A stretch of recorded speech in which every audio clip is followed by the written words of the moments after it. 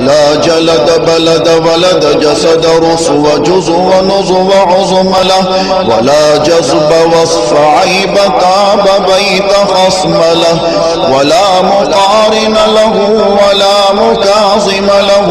ولا مداني له ولا مضارع له ولا مناظر له.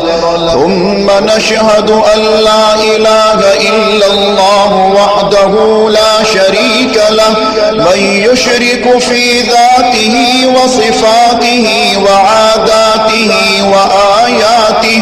أو يتبرك بغيره من نبي وولي وتقي ونقي ونسيم وحسين وجميل وصغير وكبير فعليه الخسران والوبال.